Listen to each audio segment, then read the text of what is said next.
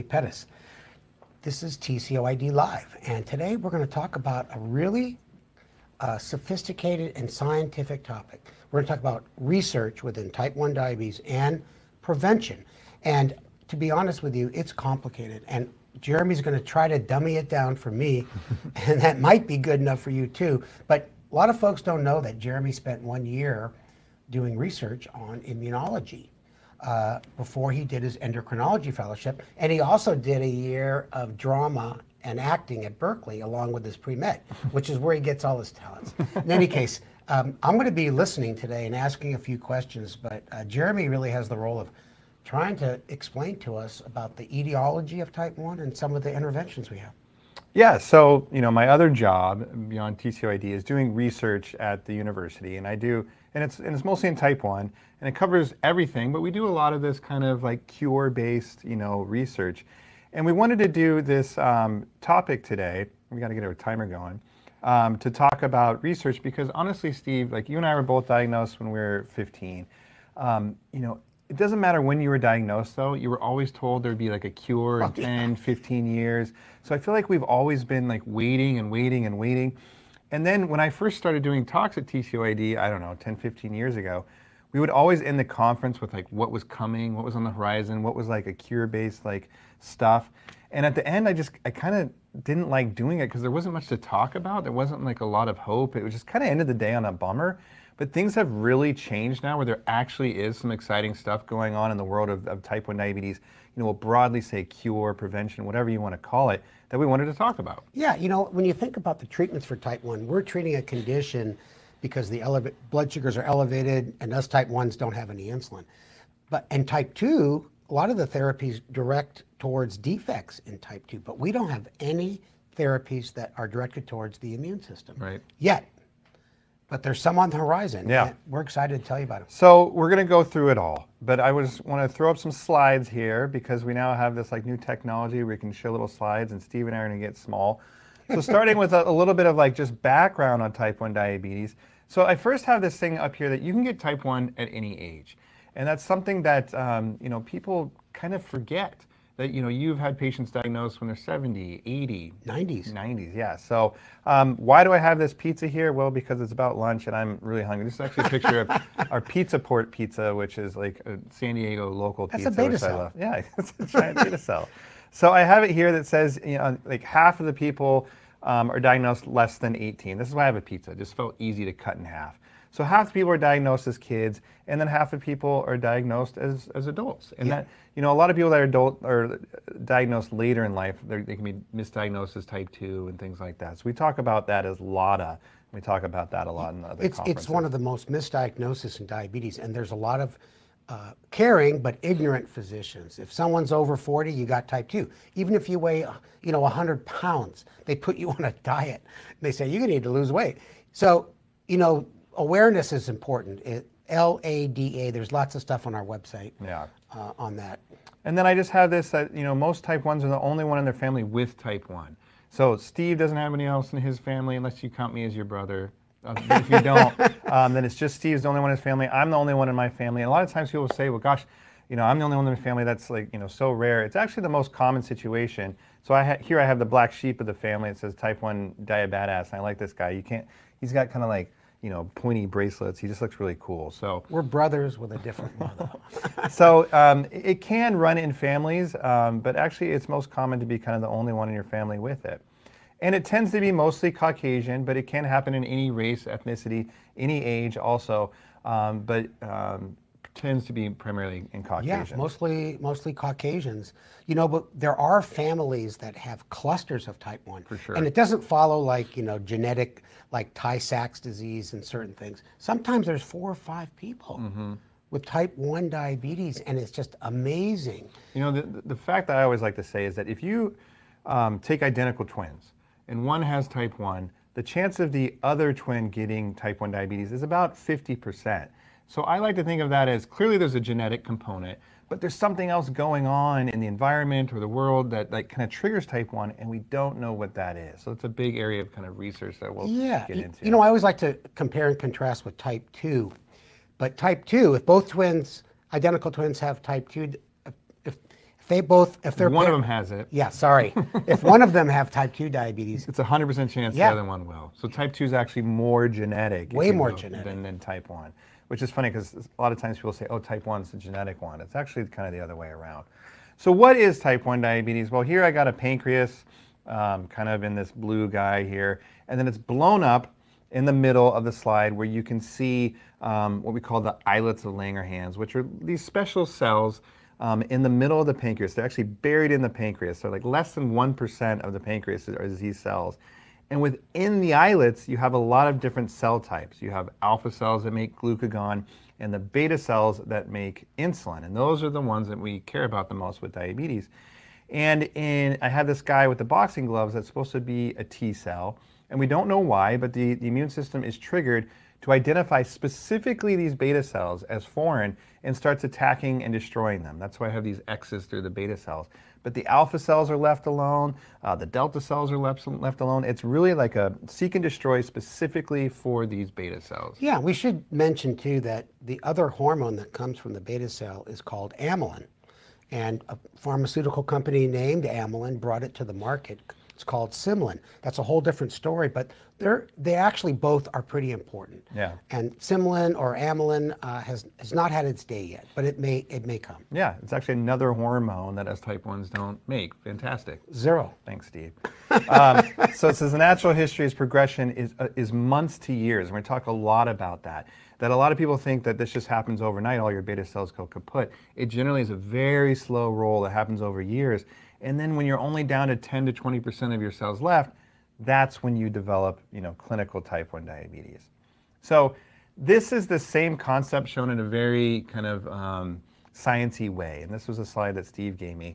That basically what's happening is that these T cells, they start recognizing the beta cells as foreign, and they start attacking and destroying them. And you can see as these like circles progress that there's more of these cells, or these T cells attacking the beta cells. And we now know that this is kind of a dysregulation between what we call the effector cells, kind of the T killer cells, the bad guys, if you will, and then the T helper cells are the ones that try to kind of like regulate the immune system. And that's why you see this imbalance on this scale, which is basically just a like kind of sciencey way of saying the immune system goes awry.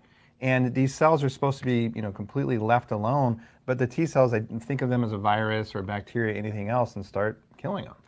I thought type 1 was complicated. You really did a good job with it. Oh, thanks. So you got these killer T cells that get out of control, and the immune system is supposed to put them in check, and, Right. and they don't. Right. Wow. So then when we think about ways to cure type 1 or prevent it, we're really talking about kind of like immune therapies, which like you said is very different than insulin and CGM and all these things that we do to kind of treat the symptoms of type 1 diabetes. But here we're talking about what can we do to actually address the disease itself. Yeah. So now, because we know that that type 1 diabetes happens generally, or this immune process starts happening years before someone's diagnosed, we now have a different way of staging or defining type 1 diabetes that helps us recognize that type 1 has started generally, again, a long time before someone's diagnosed. And typically, well, absolutely no symptoms. So it's really hard to identify those people. Right. So what I have on this slide is this is time as it goes on in years. And in the middle of the slide is when someone's diagnosed with type 1 diabetes. Now, before that, we have these stages of, if you want to call it pre-type 1, or it's actually type 1 diabetes, but stages of the immune system getting kind of ramped up. And the way that we really tell that the immune system is being activated is that we can check in the blood for these autoantibodies. And these are actually becoming very common a test to do. It's not some crazy science. You can draw blood easily, actually even prick your finger to get these antibodies tested. So we're starting with stage 1, which is in green. That's the first stage of type 1 diabetes. That's when you have at least 2 of these antibodies that show up, and we generally check around 4 or 5 of them. But once you have 2 of them that just show up at all, you have now really developed type 1 diabetes, or this immune process.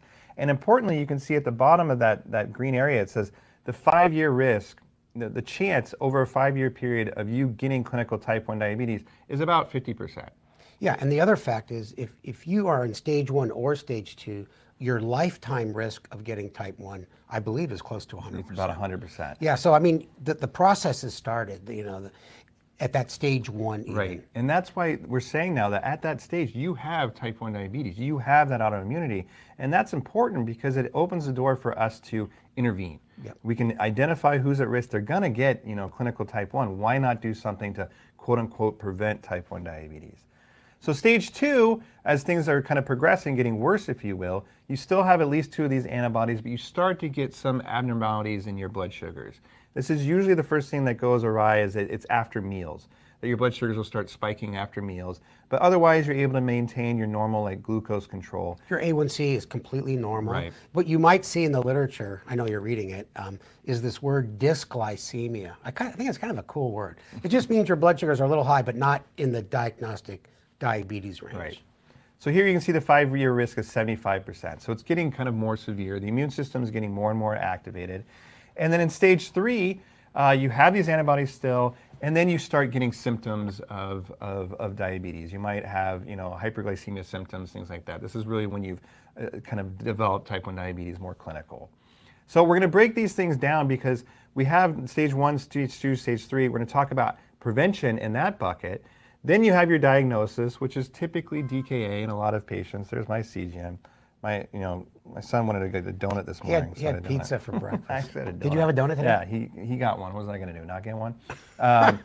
So then you had, new onset. So then there's this period of usually a couple years after you're diagnosed that you're still making insulin.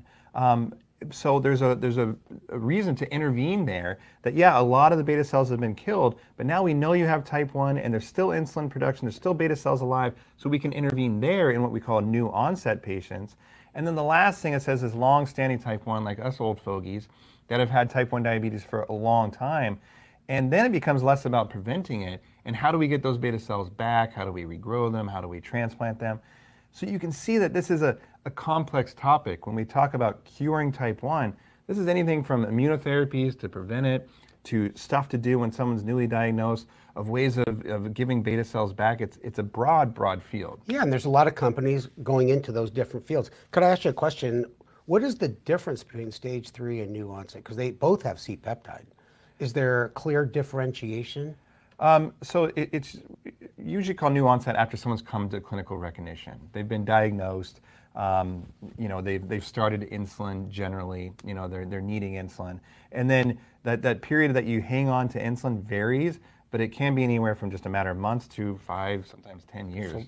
So overlaps with the honeymoon period. Yeah.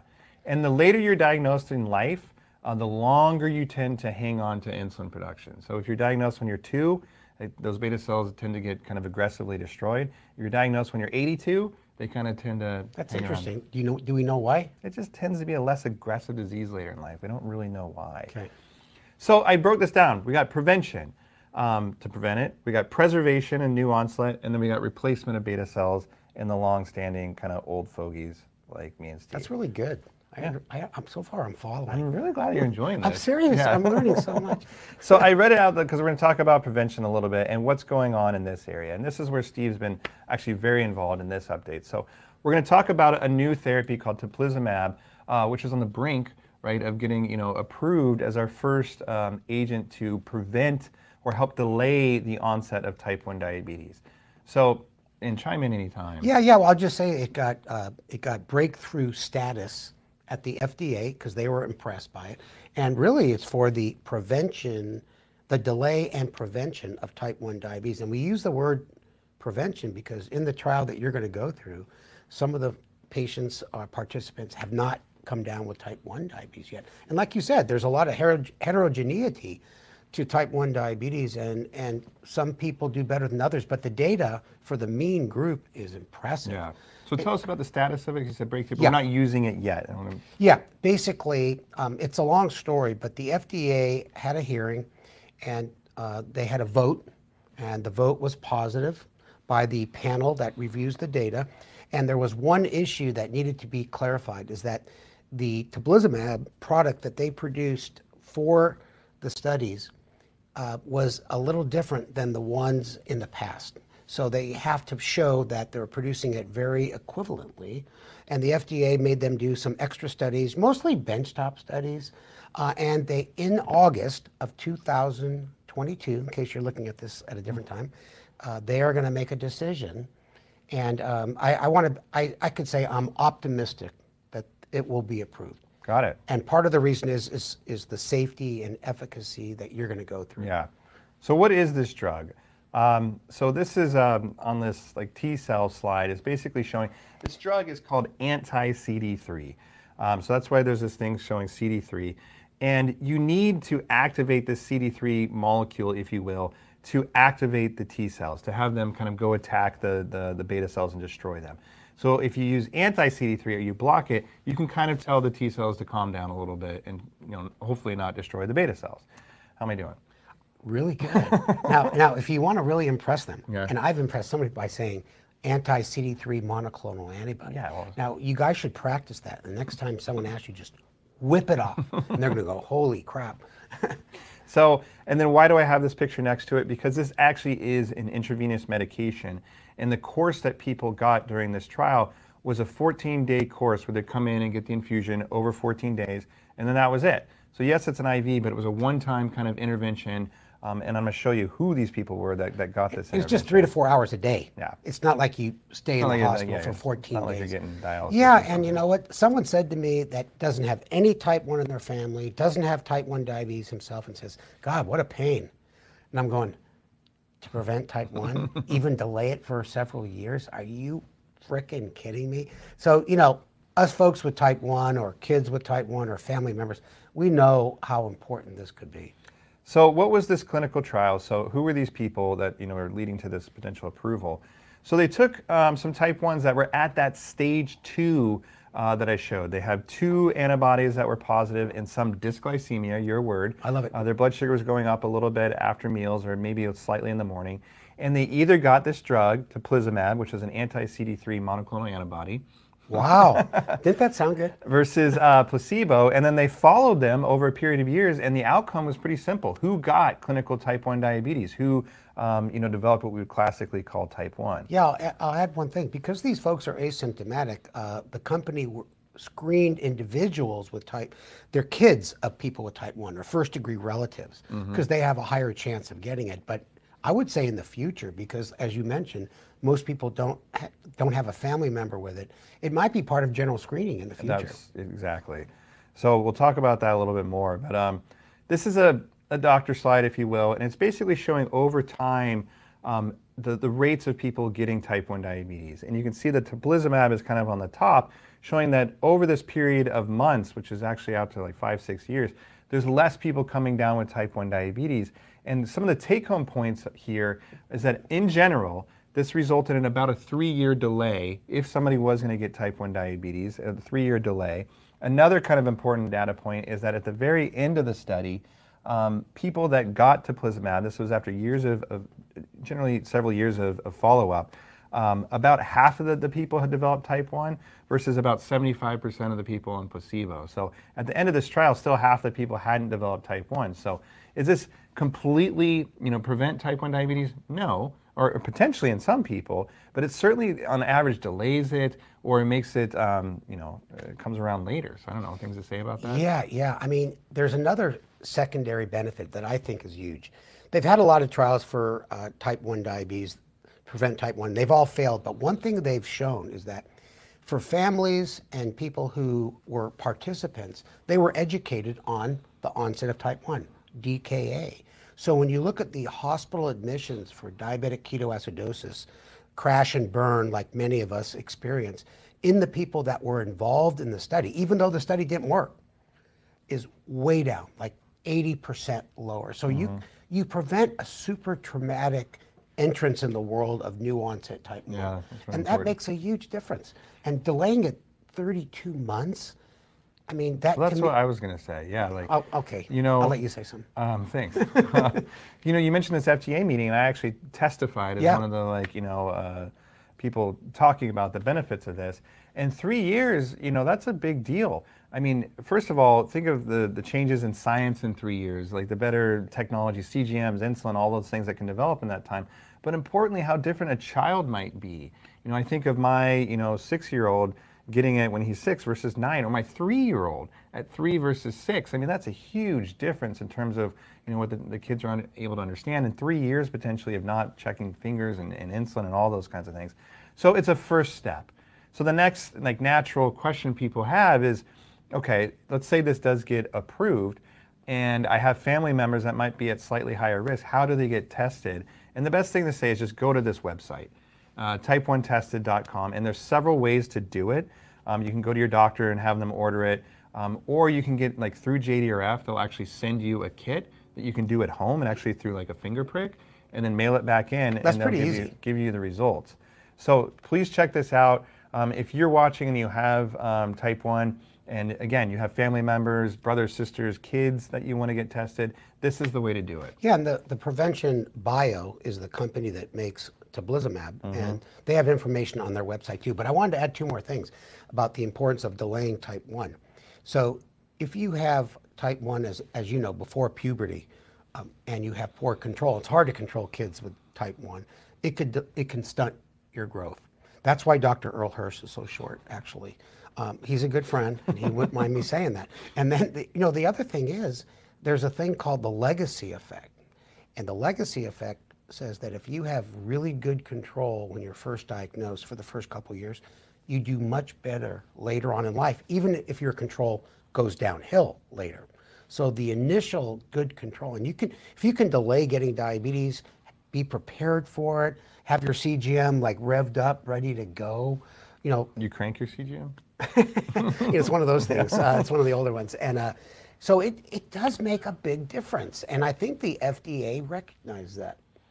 So we're moving beyond prevention, and we spend a lot of time on that because I think it's necessary to educate people in these different stages, and that we do have this big breakthrough coming. It's close to potential reality. August.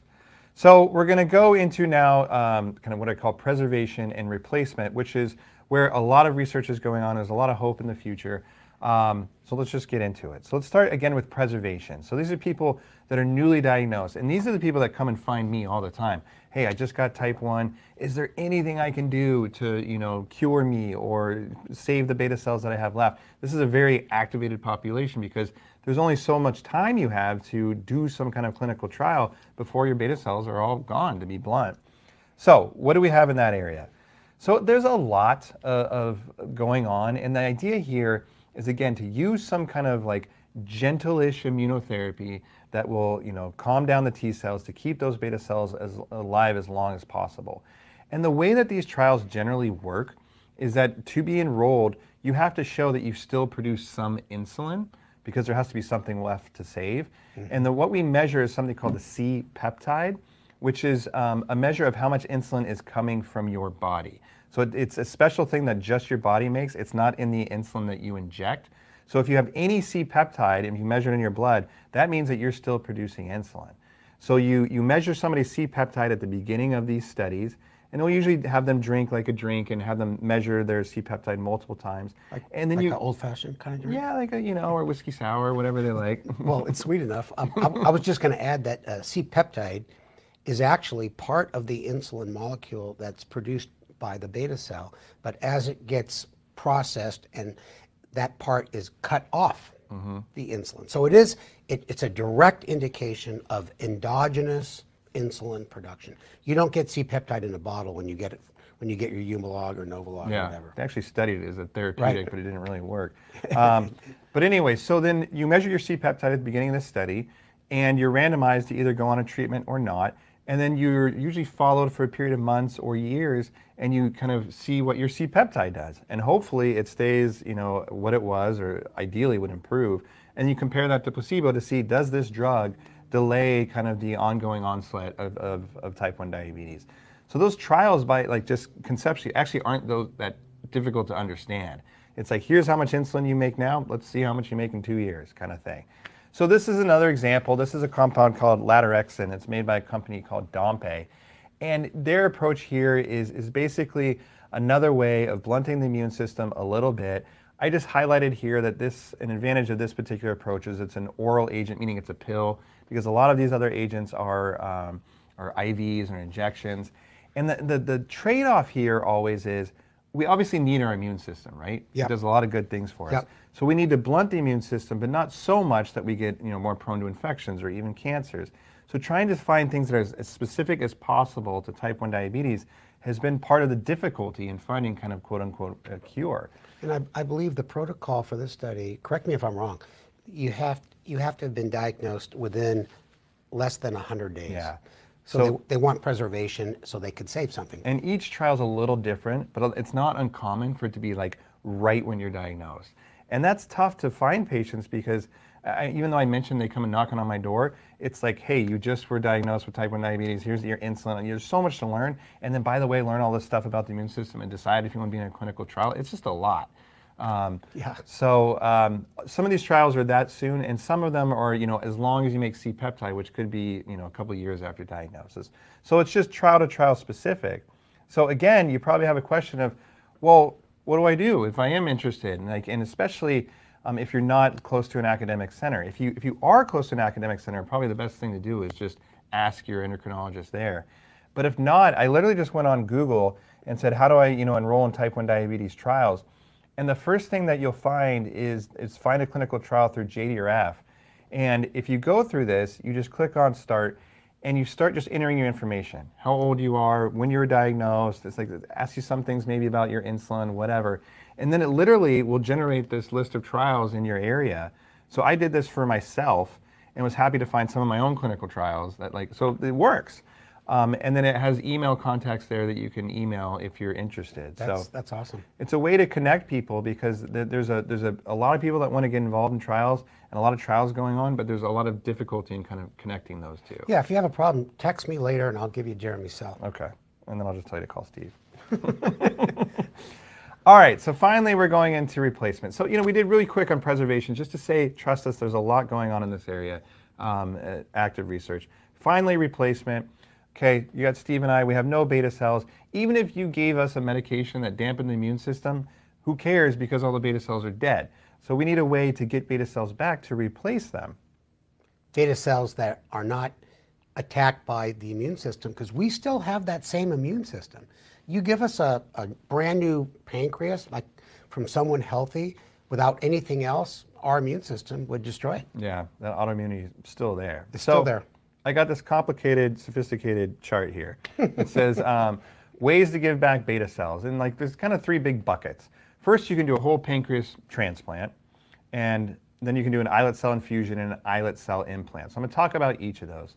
So real quick, you can get a pancreas transplant. This is an approved procedure. It's typically if somebody is getting a kidney transplant anyways for diabetes complications. Occasionally they'll do a pancreas with it. Lots of issues there. It's a major surgery. You have to do, immunosuppression therapy. It's really kind of for patients that are at the end of the road. And to show how complicated it is, at UCSD, we used to do these surgeries. We actually don't do them anymore because we weren't doing enough. They're too complicated, complications, things like that. So it's just, even though it's an approved therapy, it's not something that anybody should ever think that they're going to run out and do. Yeah, don't say they're on the end of their lifespan. Well, some people do well with. They do well, but I'm saying it's not for the masses. It's for somebody that's getting you should have said that. I did say that. You said at your end of the line. Well, okay. Okay, play it back, Eric. No, but I know what you're saying. Yeah.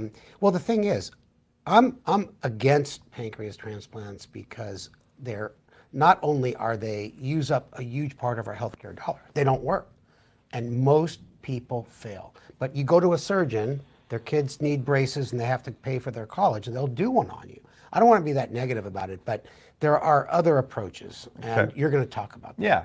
So the other thing is, keep in mind, like I said in the very beginning, we don't need the whole pancreas.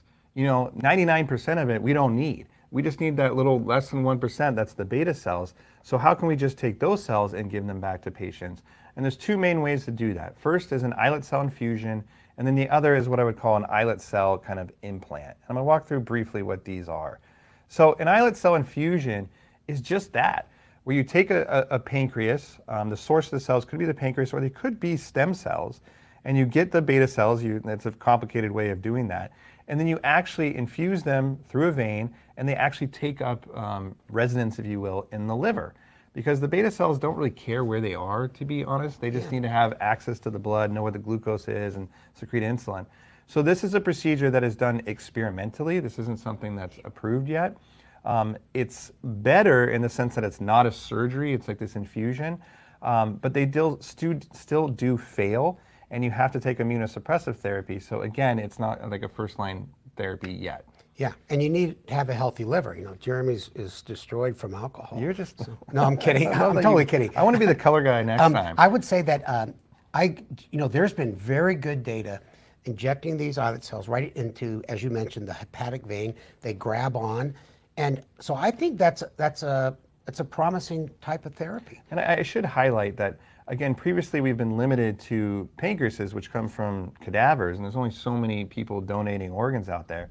So a major breakthrough is now stem cell therapy, where there's companies like Vertex and Viasite developing cells that can be grown more or less in a lab. So you can have this replenishable source of cells, which is getting rid of a major hurdle in this field, which is basically a limit of beta cells. So stem cells, I know it's a buzzword, but it's a really an effective way to make the beta cells that we need. Yeah, in the olden days it was taboo because you're taking fetal cells. And that's not what it is anymore at all. It's synthesized. These are grown in a lab, they're perpetually grown in a lab. You don't ever have to go to fetuses, anything like that. Yeah. So the last big bucket is what I would call an islet cell implant. So we was kind of alluding to that one of the major downsides of these transplants is you have to take these immunosuppressive medications. The cells, or the body's still going to recognize these cells as foreign, still try to attack and destroy them. And these immunosuppressive medications are what people take for transplants. They can make you pretty sick. It's not something that anybody really wants to take. So how do we avoid having potentially to take these medications? And a new kind of area of research, again, Viasite, Vertex, working on this, is can we take beta cells, put them in a device, and the ideal situation would be that the device protects the cells from the immune system, so you wouldn't need to take immunosuppressive therapy. And then you can actually implant these, under the skin, a minor surgical procedure using stem cells, and that's really getting towards like a true cure. Yeah. Still years away from this, but that's what you and I guess are hoping for. Yeah, kind of an exciting area. I was just speaking to the folks from Viasite, and there's a company called CRISPR. Mm-hmm. They take those beta cells, they alter them a little bit, so they're still functional, secreting insulin and auto-regulating, but they're a little bit different so that the immune system doesn't recognize them. And then that would negate the need for immunosuppressants. Yeah. And what's the Vertex approach again? Well, they have a couple different approaches. They're working on doing an infusion approach, like the islet cell infusion that I mentioned, and then now working on potentially encapsulating these. So these they're both in the same space. Yeah. We hope one or both are successful. Or all. Yeah. Yeah, for sure, because we'll be in line for it. So we're going to get to Q&A. That's kind of the end of our little presentation there. But just wanted to mention that after this, we're actually going to be recording our podcast on the science of type 1. We're going to get a little bit more into other things, kind of like research background and what goes into research in diabetes in general. Being a research subject. Yeah. Should you be screening your kids? What does that entail? Pros and cons. The other thing is June 18th. Well, first of all, check out our podcast in general. Just get the podcast app or however you look at the podcast, TCOYD. This will be our 4th or 5th one. So we got some content there. And then, yes, our conference, your favorite date? June 18th. Yes. Is our next virtual conference. We have an awesome program planned. The theme is the future of diabetes is now. And we have a new song, rock and roll song for you, and it's awesome. Yeah, starring Jeremy and Eric. It's a very futuristic song. Eric just showed me the glasses that we're going to wear, which I'm very excited about.